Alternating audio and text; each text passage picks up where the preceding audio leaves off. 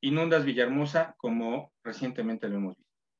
Entonces, ¿de qué sirve que tengas un sistema magnífico hidroeléctrico en el cauce del Grijalva cuando lo debes usar de contención? Porque si empiezas a desfogar la presa para que empiece a generar, en 2 o 3 días va a haber una inundación en Villahermosa. Es terrible, pero esa es la realidad de la generación hidráulica. Además que tiene ciertos problemas de operación, donde no es tan fácil echar el arranque de una central de estas y se tienen de reserva.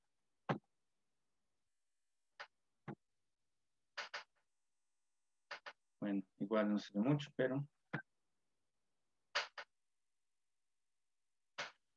Y bueno, hasta ahí la generación. Aquí quiero darles una idea de algo bien importante. La Red Nacional de Transmisión. Esta Red Nacional de Transmisión es lo que lleva la electricidad generada en estas plantas de las que ya hablamos a los centros de carga, es decir, a donde se requiere, ya sea un centro industrial o a las ciudades. Aquí nada más para darnos una idea, las líneas que están en color azul son líneas de 400 kilovolts, son esas torres enormes que vemos en las carreteras. Si ustedes ven, no tenemos todo el país en color azul. Tenemos algunas zonas, principalmente el centro, y del centro hacia el norte, pero hacia el norte de Nuevo León. Pero si ustedes ven, por ejemplo, de Durango hasta Baja, no tenemos una red de 400. ¿Qué significa eso? Que nos cuesta mucho trabajo llevar la electricidad a donde se requiere. Y que cuando se demanda mucha electricidad en algún centro, se pueden colapsar estas redes. Así como se colapsa una autopista, pues igual es. Y cuando estas redes se colapsan, se calientan y se llama que se dispara. Y si se dispara, pues entonces hay que reparar o hay que esperar a que se enfríe el enlace y volver a echarlo a andar. Eso es, digamos, de la... bueno, hasta aquí, no sé si quisieran que hiciéramos una pausa y le doy la palabra a Paolo. Con esto me parece que estamos dando una base técnica de lo que es el sistema para que podamos hablar de lo que realmente es la reforma eléctrica. Héctor, Paolo. Muchas gracias, José. Si quieres, Héctor, adelante. Ok, sí, nomás para hacer una breve reseña del doctor Paolo Salerno. Él es licenciado en Derecho por la Universidad Alma Mater Studiorum de Bolonia, Italia, doctor en Derecho por la Universidad Carlos III de Madrid y cuenta con el Advanced Certificate in Energy Lab de Berkeley Lab School, así como el título de abogado en España y en México. Actualmente es Managing Partner de la firma Salerno y Asociados Expertos en Energía, en la cual se ocupa de todos los asuntos relativos a la parte legal, de negocio, infraestructura y capacitación del sector eléctrico, contando con casi 15 años de experiencia en el mismo. La firma ha sido reconocida como la mejor firma LATAM 2019 en energía renovable por Avirion Players. Es profesor investigador del Centro ITAM Energía y Recursos Naturales, profesor del Diplomado de Energía del Instituto de Investigaciones Jurídicas de la UNAM, vicecoordinador nacional del Comité de Derecho Energético de la NADE, consejero de Relaciones Institucionales del Clúster Energético de Querétaro, ha sido nombrado consejero editorial del sector energía del periódico Reforma y ha sido reconocido por segundo año consecutivo como uno de los 100 líderes en energía de México por la revista Petróleo Energía.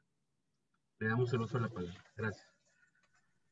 Muchas gracias, Héctor, por la muy amable presentación. Muchas gracias a todos por estar aquí esta noche. José, me parece excelente la introducción técnica. Bueno, eso es un poco un tema que luego a lo mejor discutiremos un poco más.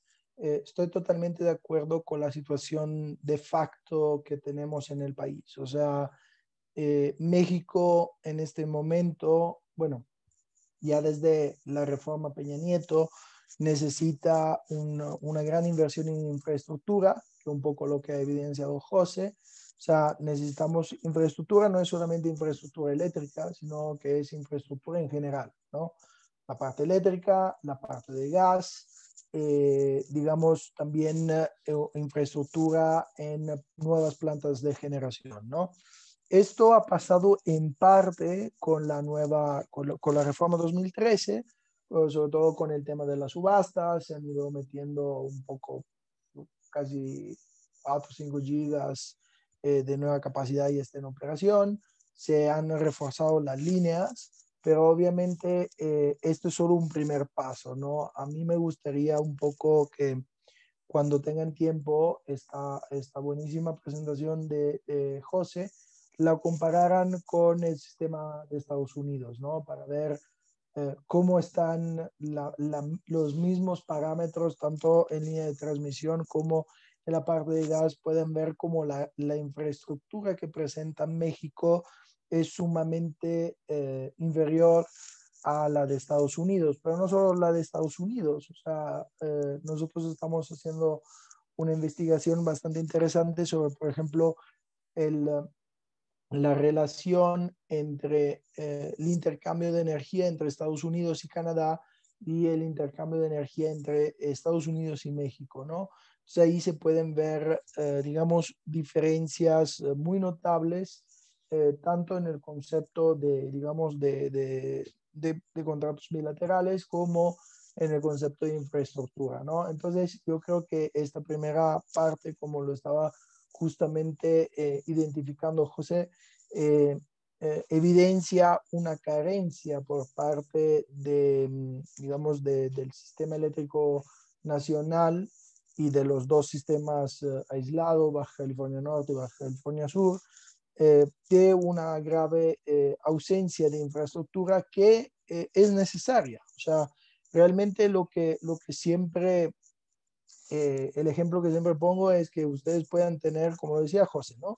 Ustedes pueden tener un recurso muy grande, pero luego si no tienen, digamos, la autopista para llegar a ese recurso no te sirve de nada. Yo puedo tener una playa maravillosa, un hotel en una playa maravillosa, pero si no tengo cómo llegar a él, pues no sirve de nada, ¿no? Es una catedral en el desierto, ¿no?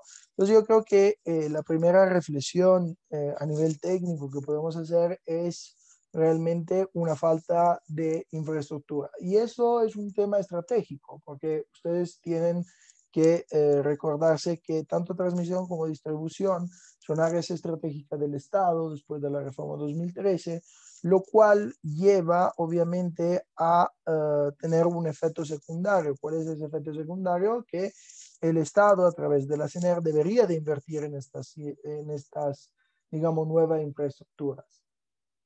Lo que realmente ha pasado en una medida mucho más reducida, y no solo es eso, sino que el segundo problema ha sido que, aparte de una falta de inversión sustantiva en estas redes, hemos visto como este nuevo gobierno ha cambiado también en el tema de generación la necesidad de una diferencia de matriz energética, ¿no? Entonces, lo que están haciendo, no están puñando por nuevas centrales. Bueno, se está hablando de estos famosos 6 ciclos combinados que veremos si va a pasar, pero lo que están puñando es cómo reforzar y rescatar lo que ya hay, ¿no? Entonces, a mí me gustó mucho la gráfica, por ejemplo, de la matriz energética, porque, como justamente decía José antes, o sea, tenemos una cantidad de energía limpia muy por debajo de lo que deberíamos de tener, pero si lo pensamos bien, las hidroeléctricas tienen casi 100 años en México.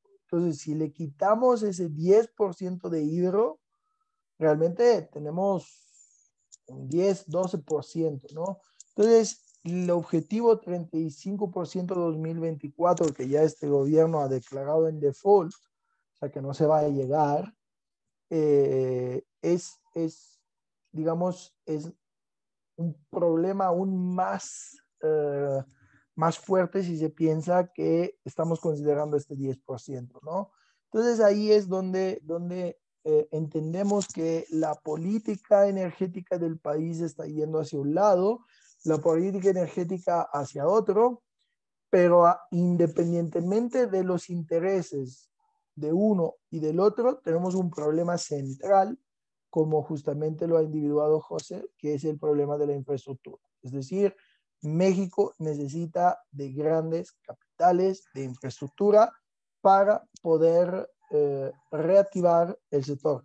Pero, repito, tanto gas como sector eléctrico. Y esto tiene una consecuencia bastante interesante porque está ligado con el crecimiento del país. Es decir, yo les hablo de hace 2 semanas, tuve una llamada con un cliente de Baja California Sur y en Los Cabos, bueno, en la zona de Los Cabos, ustedes conocen, hay parados como 40, 50 hoteles nuevos que no pueden llevarse a cabo los proyectos porque no hay energía, ¿no? Entonces podemos ver cómo la infraestructura, tanto en generación como en redes, es fundamental para el crecimiento económico del país. O sea, si no hay energía eléctrica, como digo siempre, volvemos al medioevo, ¿no? Entonces, no hay de otra. O sea, si México quiere dar este paso, tiene que ir hacia una inversión sustancial en infraestructura. Aunado a eso, digamos, la infraestructura, transmisión y distribución, como lo prevé la ley del 2013, se puede hacer a través de licitaciones públicas, como han sido las subastas, pero en este caso de redes, como era la línea Baja California Sonora, ¿no? Entonces, lo primero que hizo el gobierno fue cancelarla y todavía no se entiende por qué. Igual la famosa línea que están llevando de Oaxaca, Valle de México y hasta Veracruz, que es de la CFE, inclusive esta se rige por la ley de servicio público, también fue cancelada y tampoco se entiende el por qué. O sea, digamos que lo primero que ha hecho la nueva administración es cancelar todo lo que se había hecho, independientemente de evaluar si era bueno o era malo, si traía una ventaja o una desventaja, ¿no? Y yo creo que va en contra de los intereses de la CFE, básicamente. ¿Por qué? Pues porque obviamente las obras de transmisión de la Oaxaca-Veracruz, pues esa era de CFE. Entonces, pues iba a tener una inversión para la CFE. La otra línea la podía, de todos modos, podía licitarla también la CFE.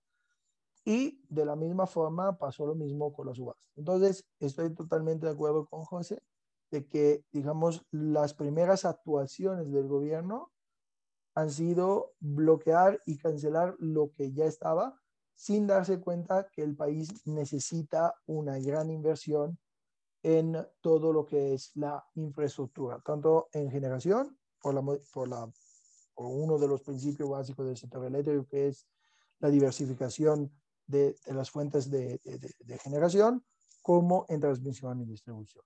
Y yo aquí me quedaría, y de ahí a esta slide, José, yo le añadiría solamente un dato que yo creo que es muy relevante, que la mayor parte de estas líneas tienen más de 30 años de vida. O sea, es decir, estamos hablando, ahorita no tengo el dato, lo di en una ponencia en el Senado, pero si quieren luego se lo busco y se lo paso. La mayor parte tiene más de 30 años. Y a nivel tecnológico, 30 años es un mundo. Es un mundo, sobre todo en temas de eficiencia de las líneas, de la smart grid, etcétera, etcétera, ¿no? Entonces, también eso es un dato que tenemos que tener en cuenta. Pero dicho esto, no sé si alguno de los colegas que nos acompaña tiene alguna pregunta, si no vamos a la parte más jurídica. Sí, continuamos con el señor José Álvarez. Gracias, muchas gracias. Y voy a retomar algo que recién nos comparte Paolo. En los últimos semanas, meses, cuando se discute la iniciativa de reforma a la LIE, se espera que una de las razones de la reforma es garantizar la confiabilidad del sistema. Y aquí permítanme ser un poco más técnico. Y la confiabilidad es un criterio eminentemente técnico para los colegas que un día estén aburridos del código de comercio, del código civil o del que regularmente utilicen, dense un clavado al código de red.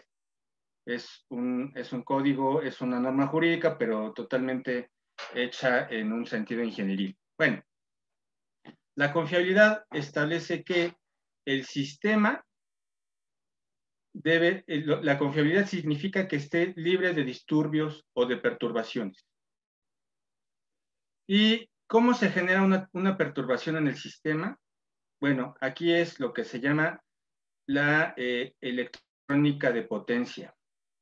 Cuando, como dice Paolo, se establece o se crean estas redes, teníamos, digamos, una frecuencia bastante homogénea. La electricidad iba en esos 60 ciclos que vemos en los aparatos, y era regularmente como se enseña que es SAS, ¿no? Que va hacia arriba, hacia abajo, en una ondulación pues muy estable. Pero con el surgimiento de muchísimos aparatos de la vida moderna, computadoras, reguladores, tablets, etcétera, se crea algo que se llaman armónicas, que es una perturbación en la frecuencia de la energía eléctrica. ¿Y eso quién cree que lo genera? Lo generamos los consumidores. Cuando conectamos nuestra casa que tiene dimers y que tiene unas lámparas muy bonitas que se oscurecen o que le aplaudimos y se encienden, etcétera, estamos creando una perturbación en el sistema. Claro, una casa no generaría ningún problema. El asunto es que todos los aparatos de los millones de consumidores que somos, unidos, sí crean una perturbación. Y ahí está o sea, si querían mitigar problemas de confiabilidad en el sistema eléctrico, no tenía nada que ver con la generación, tenía que ver con la red de transmisión que está diseñada en una tecnología que ya hemos rebasado desde 1970. Cuando estaban poniendo estas redes, como lo dice Paulo, ya la tecnología de los dispositivos domésticos estaba rebasando esto con mucho. Lo que tendríamos que ver, si queremos realmente atender confiabilidad, es cambiar la tecnología de la Red Nacional de Transmisión. Que desde luego eso es carísimo, pero ahí es donde está el debate. Lo que quiero decir es que nos mintieron al decir, oye, ¿por qué vas a reformar la ley? Ah, pues porque sí. Tal vez hubiera sido una razón igual. No era atinente al problema real. Pero bueno, avancemos un poquito. En la siguiente lámina, antes de entrar, digamos, ya a lo que es la reforma, quiero atraer su atención a un tema que podría ser desde la perspectiva de la microeconomía. Y no abundaré mucho en esto. Yo sé que tal vez algunos de los colegas que están presentes lleven casos de competencia económica o que tengan un poco de este concepto, pero conviene que lo retomemos porque es una de las explicaciones de por qué esta ley sí es lesiva, no solo a los participantes en el mercado eléctrico, no solo a los agentes económicos del sector, sino a la sociedad en su conjunto. Aquí puse una pequeña grafiquita donde se expresa un mercado típico. La línea ascendente en color azul es la curva de oferta, la línea descendente en rojo es la curva de demanda, desde luego ahí tienen una intersección, ese es el famoso punto de equilibrio, donde se supone que hay una cantidad que es producida libremente por los agentes económicos porque están dispuestos a crear esa cantidad de bienes o servicios, dado que el precio les conviene. Y por su parte, los consumidores consideran que ese precio es adecuado para satisfacer sus necesidades y entonces ahí encuentran un punto bastante adecuado para ambas partes. Cuando hay un monopolio, este punto se retrotrae y se va a la izquierda. Allí donde dice que hay una pérdida irrecuperable de eficiencia, es decir, en este triángulo amarillo y el triángulo cremita, el consumidor que pierde, pues tiene que pagar un precio más alto porque ahora el precio que debe pagar ya no está en el punto rosa. Ahora el precio que debe pagar es más alto. Y los demás agentes económicos también pierden porque ya no van a producir todos estos bienes. Retraen su producción a esta línea. ¿Qué quiere decir eso? Que toda la sociedad pierde. Los consumidores pagan más de su dinero para obtener menos recursos. Y a la larga, ¿en qué se traduce eso? Se traduce en menores recursos circulando en la economía en lo general. Y eso no es ser porfirista, no es ser neoconservador o no sé qué.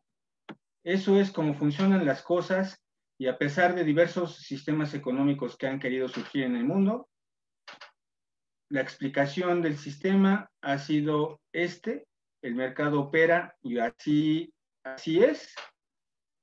¿A quién le conviene el monopolio? Al monopolista, porque va a producir menos, es decir, va a tener que empeñarse menos y va a tener una cantidad mucho mayor a la que obtendría en mercado. Eso creo que lo ha dejado de lado la administración al incentivar y promover esta reforma. Bueno, ahí, déjenme.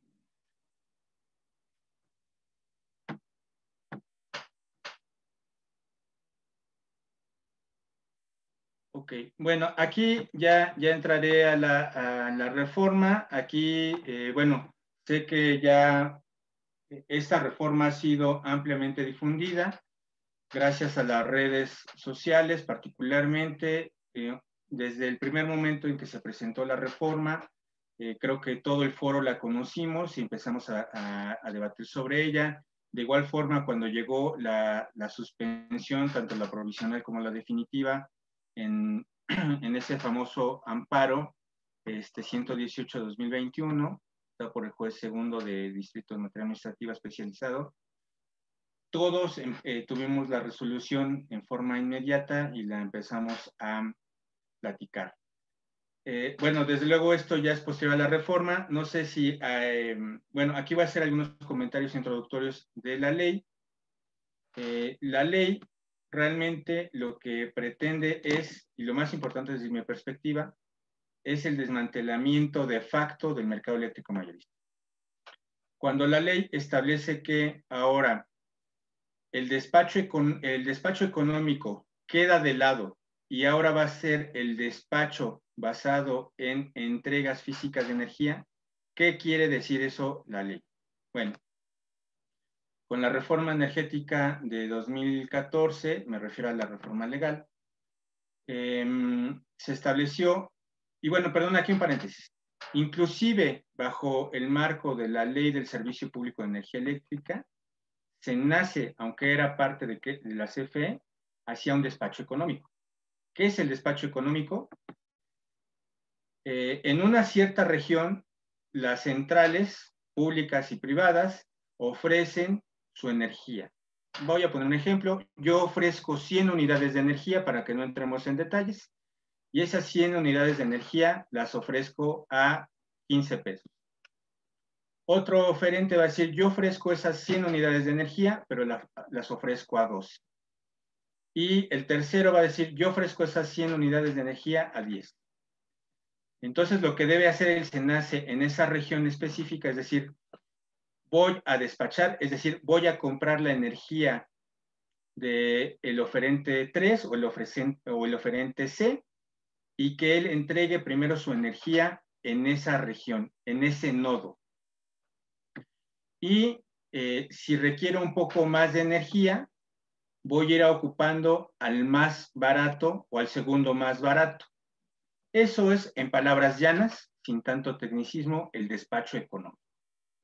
Obviamente, cuando los oferentes ofrecen caro, van siendo relegados y no tienen ningún ingreso o tienen un ingreso bastante residual porque el mercado mismo los está sacando de la jugada, ¿no? ¿Cómo pueden entrar al mercado? Pues siendo más eficientes, reduciendo sus márgenes de utilidad para que sean atractivos en el nodo en concreto.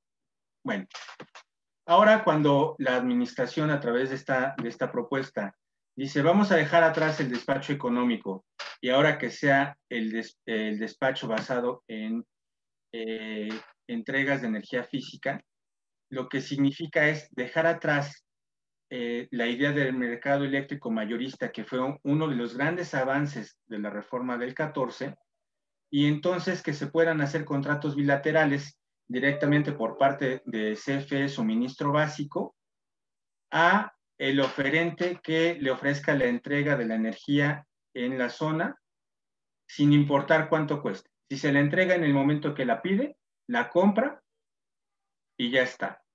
Eso es la generación de un mercado paralelo que a la postre pues va a dar al traste con el mercado eléctrico mayorista. ¿Por qué afirmo esto? En México, aunque no está en la ley, pero en los hechos solo tenemos un suministrador básico, CFE Suministro Básico, que es desde luego uno de los grandes compradores en el mercado eléctrico mayorista. Si CFE Suministro Básico tiene la capacidad de no comprar o no estar obligado a comprar en el mercado eléctrico mayorista, sino comprar donde él crea conveniente, el mercado paralelo se va a crear de inmediato. ¿Sí me escucha? ¿Sí? Bueno. Sí, ¿hay alguna pregunta? Adelante. Ok. Ese es uno de los grandes postulados de esta reforma. Otro de los grandes postulados de la reforma impugnada es el desvirtuamiento de los certificados de energía limpia. Como ustedes lo saben, esta figura que se crea en la reforma de 2014 opera como un bono de carbono, es un incentivo, bueno, o una medida para mitigar las externalidades negativas y es un incentivo para que las centrales que están configuradas en una tecnología obsoleta, poco amigable al ambiente, contaminante, vamos a decirlo en palabras claras, tiene dos opciones. O compra certificados de energía limpia a centrales que tienen una generación de energía eficiente, limpia, con tecnologías renovables, y con eso impulsa e incentiva que se generen más proyectos de este tipo, lo que desde luego se repercute en una ampliación de sus costos o cambia su tecnología. Esa es la razón de ser de los certificados de energía limpia en México y en cualquier lugar donde se utiliza este mecanismo de bonos de carbono. Cuando se le permite a la CFE, por una ficción, generar certificados de energía limpia por las centrales hidroeléctricas que ya tenía antes de la reforma, desde luego que abarata indebidamente los certificados de energía limpia que se generaron después de 2014, y ese mercado ese mercado secundario, que era un incentivo para la generación de nuevos proyectos, pues se diluye. Otro de los grandes puntos que marca esta reforma es un carácter de o de un agente preponderante, le regresa la calidad de agente preponderante a la Comisión Federal de Electricidad. Como hemos visto en estas reformas que existieron en la administración de Peña Nieto y que se venían dando unos años antes, la intención que tenían era establecer un piso parejo, no solamente en el sector eléctrico. Cuando se hizo la reforma en telecomunicaciones, independientemente que se haya llevado bien o no, la idea de desincorporar diversos activos de Teléfonos de México como un agente preponderante, pues tiende a que se generen condiciones para que otros agentes económicos puedan incorporarse al sector y haya competencia. Lo que no entiende esta administración es que la Comisión Federal de Electricidad, independientemente de que sea un órgano del gobierno, tiene la calidad de agente preponderante. Y si queremos que haya una competencia real en el sector, debemos tener una regulación asimétrica. Y esa regulación asimétrica es la famosa separación, la estricta separación legal de la Comisión Federal de Electricidad que tanto duele a este gobierno. Entrando a eso, puede que tenga razón en algunos puntos la administración, pero si la administración señala que la Comisión Federal de Electricidad está subsidiando, tal vez en forma no visible, pero está subsidiando con costos hundidos o de cualquier otra manera a privados, lo que tendría que hacer, desde mi perspectiva, es en una reforma sacar al servicio público de distribución y de transmisión de la Comisión Federal de Electricidad. Ya nos comentaba Paolo hace unos minutos, estos dos son servicios públicos, son áreas estratégicas. Aquí los agentes económicos que entren al sector electricidad se van a servir de ellos. De la Red Nacional de Transmisión y de las redes generales de distribución, todos se sirven. Y claro, si hay costos de porteo o si hay costos de distribución que la CFE está asumiendo y que de ahí los particulares toman una ventaja, esa puede ser una postura razonable del gobierno. Pero la forma en que se recogió este reclamo en la reforma a la ley de la industria eléctrica me parece que fue por demás desacertada.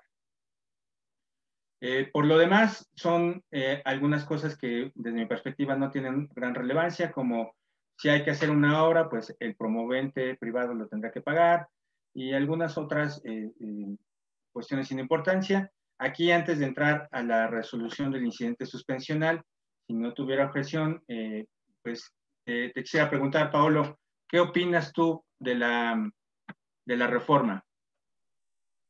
Muchas gracias, José. Mira, y muy interesante. Yo había hecho si quieres, puedo complementar lo que tú tienes con mi presentación, que es un poco más, toco el tema jurídico de una forma un poco más detallada. No quiero extenderme excesivamente porque pues, tampoco quiero aburrir a los colegas, pero creo que hay algunas cosas que me gustaría un poco puntualizar. ¿Sí pueden ver mi presentación? Sí, sí se observa, Pablo.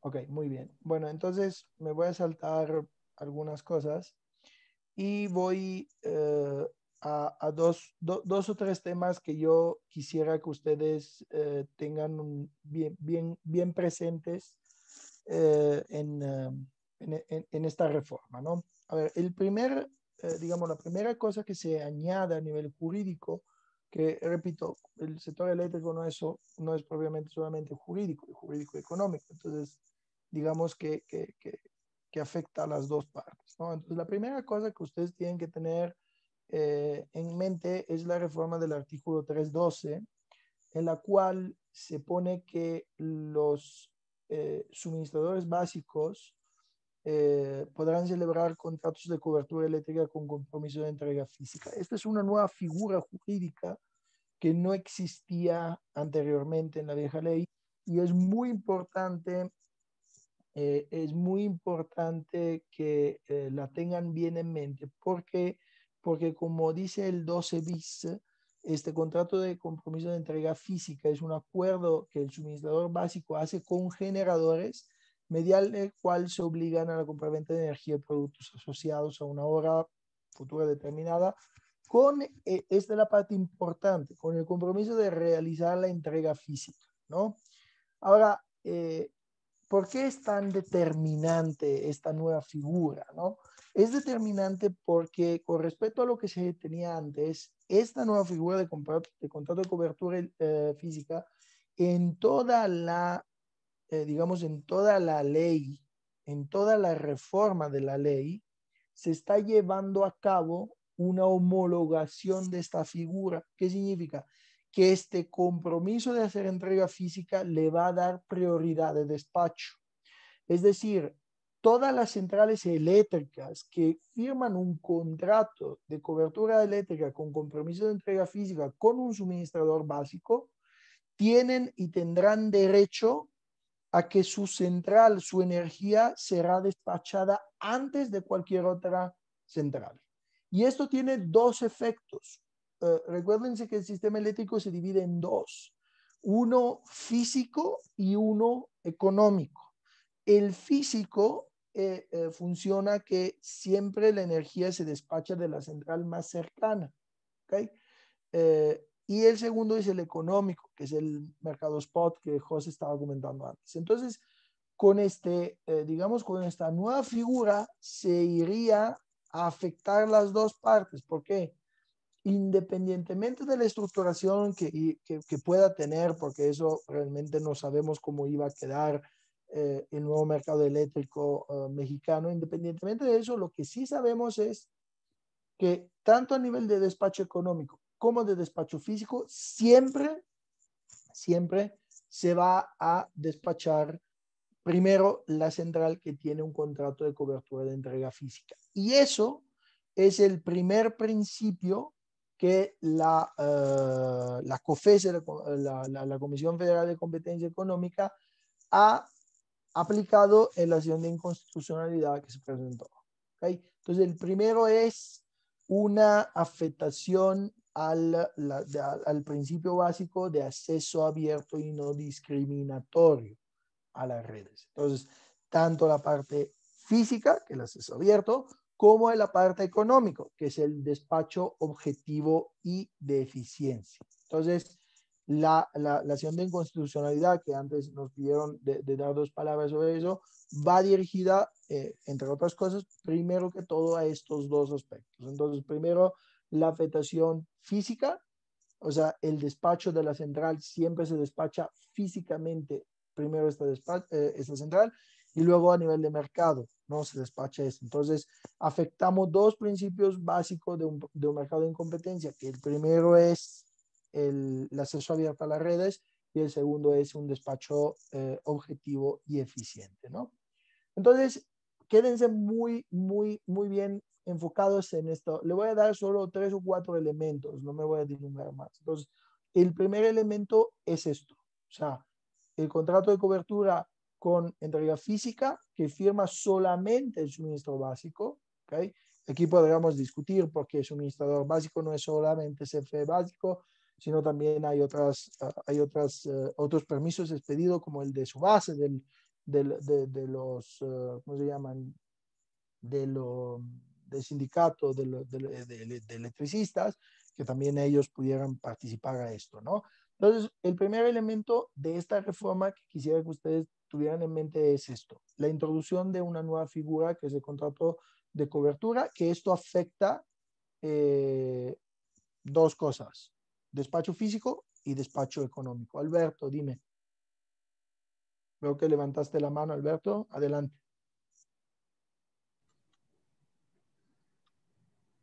Alberto Sánchez Luján. Listo, ya, perdón, no podía accesar aquí. Gracias por la exposición. Tengo una pregunta. Es muy común, todos lo sabemos, que las centrales generadoras están intercomunicadas con, por ejemplo, del noroeste de México con las del suroeste de los Estados Unidos. El hecho de continuar bajo este esquema que quiere este gobierno de no respetar las energías limpias y continuar en ese sentido, afectaría de alguna manera ese acuerdo y esa intercomunicación de las plantas generadoras con México y Estados Unidos. ¿Qué opinan al respecto?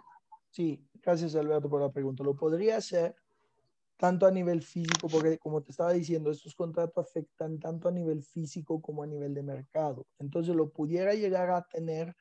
La problemática ahí sería ver cómo las normativas secundarias, las bases de mercado y los manuales de actuación correspondientes desarrollarían este tipo de situación. O sea, nosotros ahorita estamos solo a nivel de ley, entonces no sabemos precisamente cuál sería el alcance técnico y de despacho que el SENACE y la CRE irían a diseñar. Pero efectivamente, si ahí hay una central que tiene un contrato de compromiso de entrega física con un suministrador básico, esa central tendría prioridad física y económica de despacho. Entonces, sí, la respuesta es sí. Ahora, en el caso, por ejemplo, de exportación de energía o de importación de energía, habría que ver cómo cambiarían las reglas, los manuales de importación y exportación de acuerdo con esta normativa. Pero definitivamente pudiera tener un alcance perjudicial, seguramente, ¿no? Porque se rige con esto.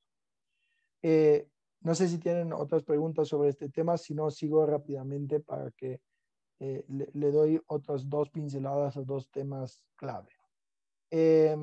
Aquí el 3.14 vuelve con el tema de entrega física. Repito, ustedes quédense con el contrato bilateral con entrega física, que tiene prioridad tanto de mercado como de despacho, ¿no? Entonces, para esto son las primeras dos violaciones de la acción de inconstitucionalidad que presentó la COFECE. Luego, bueno, el artículo 4 finalmente no se modificó. El artículo 4.1 sobre técnicamente factible está bien. Lo que le estaba diciendo el 4.6 vuelve sobre la prioridad de estos contratos sobre los demás, o sea, el despacho, o sea, todo está ligado. Pero un tema que a mí, el segundo tema que a mí me llama mucho la atención y que yo le pondría mucha atención es el tema de la modificación del artículo 12.1, que dice que los permisos se podrán otorgar solamente cuando los criterios de planeación del sistema eléctrico establecido por CENER lo permitan. Y aquí hay un tema muy, muy, muy interesante. Lo que estamos haciendo, y este es otro de los argumentos de la COFECE, obviamente, es que la Secretaría de Energía está imponiendo a un sector en libre competencia, como es la generación, un cuello de botella. ¿Cuál es el cuello de botella? Que se tienen que expedir un número X de permisos al año en determinada zona, dependiendo de la planeación del sistema eléctrico nacional. Entonces aquí se están mezclando dos cosas. Primero, la CENER se está interponiendo y se está poniendo arriba de la Comisión Reguladora de Energía, lo cual no puede ser, porque en este caso la expedición de los permisos es una facultad de la CRE. Y segundo, lo que se está haciendo es, digamos, dar pie a eventos de corrupción. O sea, es decir, si hay a disposición solamente 100 permisos, pues obviamente habrá gente interesada a tener esos 100 permisos. Entonces, se pueden inclusive disparar los precios de mercado de los permisos de los proyectos que actualmente están, digamos, desarrollándose o que están en operación. Y además puede dar, obviamente, pie a que se den actos de corrupción para la expedición de otros, pero sobre todo favoritismo, ¿no? Entonces, digamos que esta es sumamente peligrosa. O sea, esta modificación del artículo 12 es sumamente peligroso. ¿Por qué? Porque en este caso lo que se está dando es una facultad a la CENER de tener una intervención arriba de la Comisión Reguladora de Energía. Y eso no puede ser. O sea, realmente ese tema no puede ser. Entonces, ahí, eso es otro argumento que tanto los amparos como en el tema de la acción de inconstitucionalidad de la COFECE, el SENACE y la CRE tienen que ser independientes, ¿no? Esto es el segundo tema clave. Luego, bueno, lo del despacho ya lo hemos comentado. Los solicitantes de interconexión igual ya lo he comentado. El tercer elemento es el tema de las subastas. Se quita la obligación al suministrador calificado de comprar energía a través de un sistema que es la subasta, ¿no? Exclusivamente a través de eso, y se da solo una facultad. O sea, se dice, podrá celebrar contratos de cobertura a través de subastas, ¿no? Entonces, eso es el tercer elemento. Repito, despacho físico, despacho de mercado, el cuello de botella de la expedición de permisos, Tercero, el tema de las subastas. Aquí luego le paso la presentación para que vean los números, pero no me quiero detener en esto. Y el cuarto era lo que había ya hablado José antes, que es el tema del otorgamiento de los certificados de energía limpia, ¿no? Diciendo que estos van a aplicar de forma retroactiva a todas las centrales limpias. Ahora, aquí hay que hacer un paréntesis. Los certificados de energía limpia son un elemento de mercado que tienen como única función el estímulo temporal para la creación de nuevas centrales. Entonces, en el momento en el cual nosotros lo quitamos, se quita el incentivo. O sea, el CEL en el mediano plazo es un producto del mercado que tiende por su naturaleza a ir hacia un precio cero, ¿no? Entonces, esto es sumamente importante. ¿Por qué? Porque si nosotros quitamos este incentivo, pues ya evidentemente, obviamente la gente va a seguir invirtiendo probablemente, pero es un incentivo para que la generación limpia vaya creciendo en el país, haya nuevas plantas de generación y el precio vaya cayendo con el crecimiento de esa planta. Ahora bien, aquí lo que están haciendo es decirlo, lo damos a todos, así su precio se va a cero y se acabó. Así estamos quitando un incentivo para la creación de nuevas plantas. Por ejemplo, el sistema español, como el sistema dominicano y otros sistemas, tienen un sistema diferente que se llama Feed-in Tariff, que por cada megawatt, bueno, por cada kilowatt hora generado de energía renovable, se le da un premio, se le da digamos, un subsidio, si así lo queremos llamar, ¿no? Para cada kilowatt. Entonces, esto es el cuarto elemento. Repito, despacho físico y despacho económico es el primer elemento con estos contratos de cobertura de entrega física. El segundo, el cuello de botella de la CENER sobre el otorgamiento de los permisos que da la CRE. El tercero es el tema de las subastas y el cuarto es el tema de los CELS. Esto es el cuerpo. Luego han hecho dos modificaciones sobre los transitorios. No me voy a dilungar, pero aquí es bien importante que ustedes tengan en cuenta de una cosa. El discurso que se está haciendo es un discurso muy confuso. ¿Por qué? Porque ellos hablan de reforma energética en términos generales, pero realmente ellos no están afectando, o sea, no están completamente, yo digo que no están ni siquiera completamente en contra de la reforma del 2013. Su verdadera lucha es contra los contratos legados, es decir, aquellos contratos que se han otorgado antes del 11 de septiembre, del 11 de agosto del 2014, cuando entró en vigor la LIE, y afectan a la generación, a los modelos de generación del artículo 3 de la Ley de Suministro Eléctrico, ¿no? De Servicio Público, perdón, de suministro eléctrico. Y estos son tres esquemas: el autoabastecimiento, los pequeños productores y los productores independientes. La diferencia entre pequeño productor y productor independiente la da el tamaño, porque pequeño productor es hasta 30 megas de capacidad, 30 megas para arriba es productor independiente. Y ustedes tienen que diferenciar. El autoabastecimiento nació como una forma para un generador de generar su propia energía y venderla a los demás para que puedan consumirla. Ahora, se tiene que hacer un paso adelante. En la estructuración que ha hecho la Escuela de Chicago, bueno, y que retomó Hook de Harvard en la estructuración del mercado eléctrico, del sector eléctrico, se tiene la apertura dependiendo de las actividades. Cuando se hizo esta modificación, lo que se dio fue una apertura parcial solamente a la generación, pero era un monopolio natural, perdón, era un monopolio de facto y constitucionalmente establecido, que era el Estado quien a través de la CFE iba haciendo funcionar todo el mercado. Entonces, ¿aquí qué se hace? Se rompe ese esquema, ¿okay? Se permite a los privados de generar y que su energía se venda, pequeño productor independiente, esa energía se venda a la CFE. Antes se hacía una tarifa establecida y bueno, ahí hay todo un show, pero bueno, digamos que eso era el esquema. Y luego se da este autoabastecimiento. Pero si ustedes van a ver ese artículo 3, lo van a estudiar, en ningún momento se habla de venta de energía.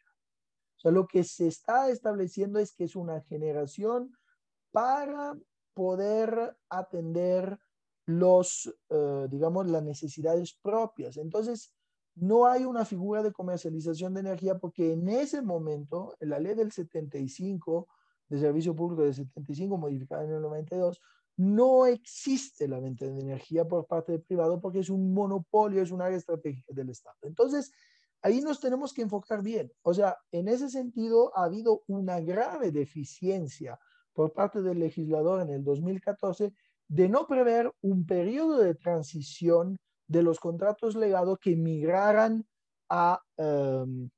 digamos, al mercado eléctrico, porque está creando un sistema de competencia desleal. ¿Cuál es la competencia desleal? Un poco rehaciéndome a lo que decía José, que un autoabastecimiento vende energía, puede vender, bueno, no puede vender, pero digamos, permítame el término, vende entre muchas comillas energía, porque es lo que han hecho muchos generadores, a cualquier socio de la sociedad que es parte de la generadora. Entonces, ¿qué han hecho? Muchos generadores han metido vendiendo una sola acción de la sociedad, lo han hecho socio, ¿no? Con una acción. Y así ellos le están vendiendo energía. Eso es ilegal. Eso no lo podían hacer. Lo han hecho, está mal, yo estoy de acuerdo. Lo dije en el 2014 que fue un error digamos, fue un error el no meter digamos, no hacer un transitorio de eso. Lo que pasa es que nuevo cambio de la regulación que previeron los transitorios de esta reforma, lo están cambiando y lo están metiendo como un fraude en la ley, que lo es, realmente es darle la vuelta a la tortilla, como se suele decir, y le están dando una discrecionalidad a la Comisión Reguladora de Energía para quitar esos permisos y la están obligando a hacerlo. Entonces, ahí hay un peligro. ¿Cuál es el peligro? El peligro es que, evidentemente, el regulador, presionado por el gobierno, pueda llevar a empezar a quitar permisos a lo loco, y lo cual tampoco se puede hacer de esta forma, ¿no? Pero es bien importante que ustedes dividan el primer bloque, que es de la LIE, los cuatro puntos clave que les estaba diciendo, del segundo bloque de los transitorios que afectan a lo que son los contratos legados, ¿no? Entonces, quitar a quien está en fraude a la ley, le pueden quitar el permiso. Ahora bien, sobre lo que José decía del subsidio indirecto. Aquí no se trata de subsidio indirecto. Aquí se trata que el esquema de autoabastecimiento se pensó en su momento porque México quería meter más generación y quería meter, digamos, más energías renovables en ese momento. Estamos hablando de los 90. Entonces, lo que le permitieron hacer es que tuvieran una tarifa estampilla. Esa tarifa estampilla está muy por debajo de la tarifa de transmisión y distribución. Si se acuerdan, el verano pasado intentaron cambiar eso y igual se fueron a amparo. ¿Por qué? Porque lo cambiaron, lo aumentaron de casi 400, 500 y 800%. Entonces, aquí el verdadero problema es que se crea un sistema de competencia desleal. ¿Por qué? Porque una actividad que no es comercialización, como es el autoabastecimiento, que es generación para uso propio, se ha transformado en una actividad de generación para venta. Por eso hay PPA, los famosos PPA son eso. Entonces ahí, ¿ellos qué hacen? Tienen dos ventajas. Primero, su costo de transmisión y distribución es más bajo de lo que paga un generador o un suministrador bajo la ley de la industria eléctrica. Y segundo, no tienen un límite de entrega de energía. O sea, es decir, ellos pueden entregar en cualquier lugar del país a la misma tarifa y a cualquier tensión, que sea baja, media o alta tensión. Entonces aquí se crea otra vez una segunda fase de competencia desleal. ¿Por qué? Porque ustedes, como sabrán, los usuarios calificados para recibir energía necesitan por lo menos cumplir con 1 mega para arriba. Y aparte de eso, los centros de carga, a menos que no sean alumbrado público, para poder recibir esa energía tienen que tener mínimo un 25 kilowatts de capacidad instalada.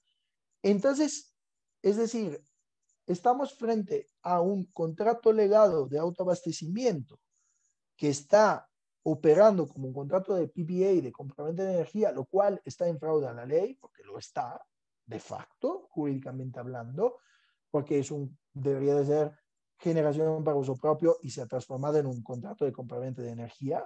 Y por otro lado, estamos frente a un sistema de mercado eléctrico mayorista que necesita, digamos, que tiene costos regulatorios mucho más altos de transmisión, distribución, congestión y bla, bla, bla, bla. Entonces, lo que hace este transitorio es, digamos, agredir de una forma muy, muy, muy gruesa, yo diría, estos contratos diciéndole, oye, si están obtenidos en fraude a la ley, te lo voy a quitar, ¿no? La CRE tiene la obligación. Y esto es por lo que concierne el autoabastecimiento. En lo que concierne los pequeños productores, o bueno, los productores independientes, lo que le están pidiendo, que creo que, no sé si está en esto, Doctor, nomás perdón que lo interrumpa, tenemos ya 5 minutos. Sí, concluyo con esto. En lo que concierne el pequeño productor, perdón, los productores independientes, se le da la facultad de renegociar o terminar de forma anticipada esos contratos, como hicieron, como justamente José estaba diciendo anteriormente, con el tema del gas. Entonces, tengan bien claro que esta reforma ha ido a parte dos melones distintos. Uno, y con eso concluyo, la LIE, Ley de la Industria Eléctrica 2014, a despacho económico físico, CENER sobre la CRE, tercero subasta, 4 CELS. Y en los transitorios afecta el autoabastecimiento con el tema de que puede la CRE quitarle, o sea, tendrá la obligación de quitarle el permiso. Y segundo, el transitorio quinto, que permitirá prácticamente a la CFE de suministro básico de renegociar los contratos de productor independiente. Entonces, con eso creo que he complementado la excelente presentación de José, por lo menos esa era mi intención de darle la parte también, digamos, más aterrizada jurídica de lo que José justamente ha dicho de toda la parte económica y técnica. No sé si tienen alguna cosa. Bueno, yo no me voy por el tema de los amparos porque ya lo habrán visto. Y en el tema de la acción de inconstitucionalidad, como le he dicho, los 3 temas son acceso abierto, no discriminatorio, despacho objetivo y eficiencia, y la independencia de CRE y SENAS. Entonces, digamos que eso es lo que han hecho. Entonces, de aquí, no sé si tienen alguna pregunta o José, si quieres añadir algo más. Si gusta, inicio José. Sí. Hay unas preguntas. Muchas gracias. Sí, una acotación muy, muy rápida, porque ya nos ganó el tiempo. Les he compartido en el chat la liga donde está la presentación para que ustedes tengan oportunidad ya con más tiempo de terminar de verla. Allí, como lo hace Paolo, yo también había extractado algunas cosas, particularmente el incidente de suspensión, que se me hace una sentencia para tenerla, para conservarla. Por lo demás, pues creo que Paolo ha sido muy, muy lúcido y nítido en lo que es la reforma. También yo ahí en la presentación quería destacar que en los considerandos se decía, bueno, hay que cambiar la ley por todas estas cosas y aprovechando hay que revisar los contratos de productores externos y el autoabastecimiento. Se me hace un despropósito, me parece que es un non sequitur, no se seguía, pero bueno, ahí está. Por otra parte, con la pregunta de Alberto Sánchez, desde hace mucho tiempo, Alberto, el SENACE es un participante del mercado independiente de California, del CAISO, y como tal está obligado al pago de lo que son los CELS acá. Tiene que pagar año con año sus bonos de carbono para que pueda seguir interconectado al sistema de California.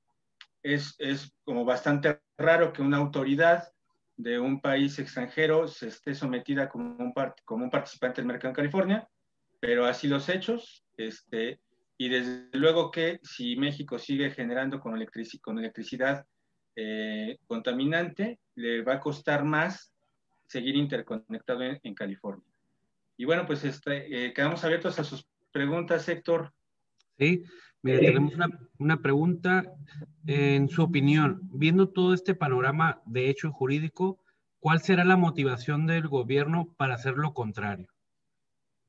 Y otra pregunta, ¿qué posibilidades ven ustedes que prospere la controversia constitucional promovida por la COFECE? Si quieres, acabo de mandarle por el chat la presentación, luego Héctor te la mando a ti también.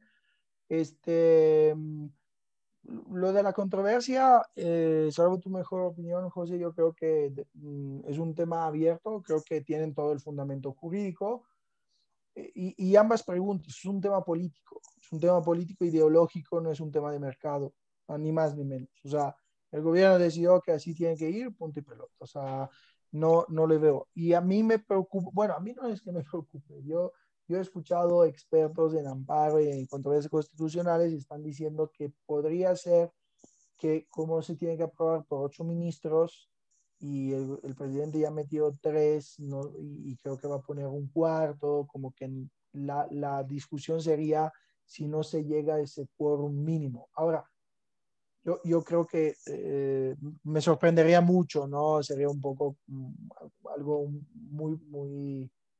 muy fuera del normal que pasara eso porque ya resolvieron otra acción de inconstitucionalidad de la COFECE a favor de la COFECE, entonces no creo que vayan en sentido contrario, pero pues tampoco se iba a esperar que le prorrogaran el mandato al presidente de la Suprema Corte 2 años más, ¿sabes? Ahí se pueden especular mucho, ¿no? A mí no me gusta hablar de política, yo soy un técnico, entonces podría ser también que alguien empezara a decir que le prolongó en los 2 años más para que no hiciera pasar esas acciones de inconstitucionalidad.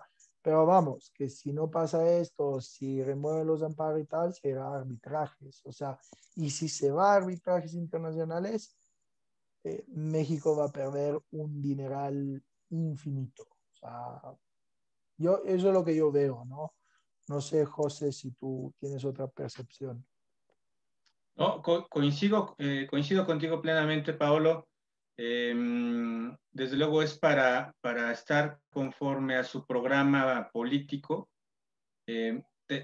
También les quiero compartir, no creo que entiendan el sector. O sea, lo que hacen lo hacen del corazón o del hígado, de donde lo quieran ver, pero no tienen entendimiento ni del sector de electricidad ni del de hidrocarburos. Y también creo, como lo termina diciendo Paulo, el resultado final gravoso, tristemente para el país, tampoco les importa. Y déjenme aquí ser un tanto rudo. La media de edad de los que están en el gobierno les hace que ya no tengan una responsabilidad. O sea, el director de CFE tiene 85 años. Cuando termine la administración, o sea, digo, por las limitaciones humanas normales, ya no le va a quedar mucho tiempo y cuando lleguen las investigaciones probablemente él ya no va a estar acá, ¿no? Entonces creo que esa limitación de decir, bueno, somos responsables ante nadie, eso creo que les ha dado esa permisibilidad. Y sí, tristemente en los arbitrajes de inversión no tenemos un horizonte nada halagüeño. Veamos el caso de España, ¿no? Para allá vamos, allá vamos. Totalmente de acuerdo y totalmente de acuerdo, de verdad. Ok, pues finalmente y por cuestión de tiempo, muchas gracias a nuestros expositores por estar aquí acompañándonos con esta plática. Vamos a proceder a entregarle los reconocimientos virtuales. Me permito leerlos textualmente. A NADE Baja California, otorga el presente reconocimiento al licenciado José Antonio Álvarez Méndez por su brillante exposición del tema Reforma a la Ley de la Industria Eléctrica, Mexicali, Baja California, a 22 de abril de 2021, firmado por el presidente Francisco Javier Sánchez Pérez, en su calidad de presidente, y la licenciada Nuria García Negrete, en su calidad de vicepresidenta. Asimismo, se otorga otro reconocimiento al doctor Paolo Serreno por su brillante exposición del tema Reforma a la Ley de la Industria Eléctrica, Mexicali, Baja California, a 22 de abril de 2021, firmado por el licenciado Francisco Javier Sánchez Pérez en su calidad de presidente y la licenciada Nuria García Negrete en su calidad de vicepresidente, ambos de ANADE, Baja California. Muchas gracias, abogados, colegas, y que pasen bonita tarde. Muchas gracias a todos. Hasta Gracias. luego. Hasta luego.